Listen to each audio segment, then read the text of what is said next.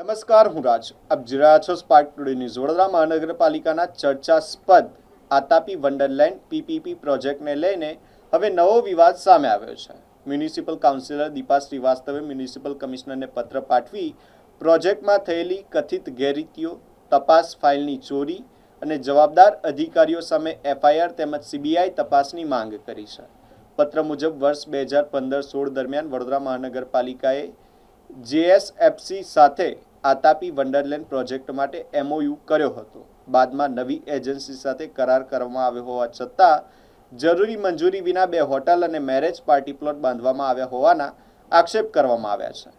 Councillor Deepa શ્રીવાસ્તવે દાવો કર્યો છે કે આ ગેરકાયદેસર બાંધકામોની તપાસ માટે તૈયાર કરાયેલી મહત્વપૂર્ણ તપાસ ફાઇલ ખંડેરાવ માર્કેટ સ્થિત કમિશનરના નિવાસસ્થાનમાંથી ગુમ થઈ ગઈ હતી. ગંભીર બાબત એ છે કે સીસીટીવી અને સુરક્ષા વ્યવસ્થા હોવા છતાં ફાઇલ ગુમ થવા અંગે કોઈ આરોપીની ઓળખ થઈ નથી. આવેદનમાં વધુમાં આરોપ લગાવવામાં આવ્યો છે કે તપાસ દરમિયાન વાર્ષિક balance sheet, bank guarantee, fire licence, safety અને ઇલેક્ટ્રિકલ નિરીક્ષણના જરૂરી દસ્તાવેજો રજૂ કરવામાં આવ્યા નહોતા. વર્ષ 2023માં સો કોઝ નોટિસ આપવામાં આવી હોવા છતાં કોઈ કાર્યવાહી ન કરાઈ હોવાનું પણ તેમણે જણાવ્યું છે. તેમણે સમગ્ર મામલે પોલીસ ફરિયાદ નોંધવાની, જવાબદાર અધિકારીઓની ભૂમિકા તપાસવાની તેમજ સીબીઆઈ દ્વારા સ્વતંત્ર તપાસ કરવાની માંગ કરી છે. સાથે તપાસ પૂર્ણ ન થાય ત્યાં સુધી આતાપી વંડરલેન્ડ પ્રોજેક્ટ તાત્કાલિક બંધ રાખવાની પણ માંગ કરી છે. આતાપી વંડરલેન્ડ પ્રોજેક્ટ અંગે થયેલા ગંભીર આક્ષેપો બાદ હવે મહાનગરપાલિકા તંત્ર શું કાર્યવાહી કરે છે તેના પર સૌની નજર મંડાયેલી છે. જો આક્ષેપો સાચા સાબિત થાય તો જવાબદારો સામે કડક કાર્યવાહી થઈ શકે છે.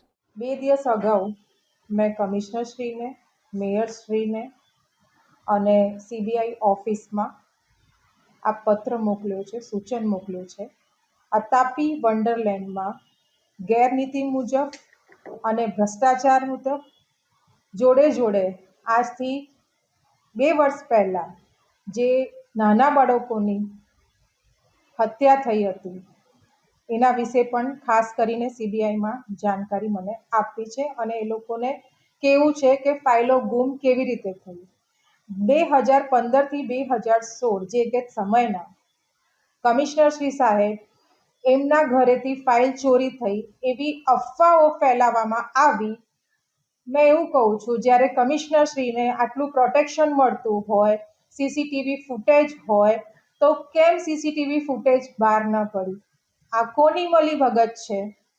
આ કેવો ભ્રષ્ટાચાર છે કે આટલા વર્ષો થયા એના પછી બી આતાપી વંડરલેન્ડમાં ગેરનીતિ ભ્રષ્ટાચાર ચાલી રહ્યું છે. ના એમની જોડે કોઈ લાયસન્સ છે, ના કોઈ એમની જોડે પુરાવા છે. આ ખરેખર બીએમસીને નુકસાન થઈ રહ્યું છે. આનો જવાબ તો આપવું જ પડશે. બેન, 2 હોટલો ગેરકાયદેસર બનાવી છે અને તે હોલ બનાવ મેરેજ હોલની પણ ઉલ્લેખ કરે છે. શું કહે? મેં એ જ કહેવા માંગી રહી છું કે બીએમસીને નુકસાન થઈ રહ્યું છે.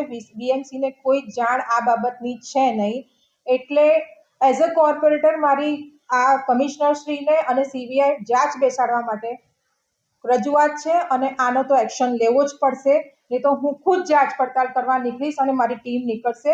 અને આ વખતે હું બહુ સિરિયસ છું. આ એક્શન તો લેવું છે, કારણ કે શું આપણે રાહ જોઈ રહ્યા છે કે વડોદરામાં કોઈ દુર્ઘટના થાય? આતાપી વંડરલેન્ડની મશીનો એટલી જંગ ખાઈ ગયેલી છે, શું એની જાંચ પડતાલ કોઈએ કરેલી છે? બેન, તમે કઈ ટાઈમ લિમિટ આપી છે કમિશનર સાહેબને કે આટલા ટાઈમમાં અમને જોઈશે? મેં મારી રજૂઆત મૂકી છે કમિશનર શ્રી સાહેબને અને મને વિશ્વાસ છે કમિશનર શ્રી પર, મેયર શ્રી પર કે લોકોના હિતમાં, જનહિતમાં કાર્ય કરશે અને સીબીઆઈ જાંચો બેસશે. નહીં બેસે તો આગળ શું પગલાં લેશે?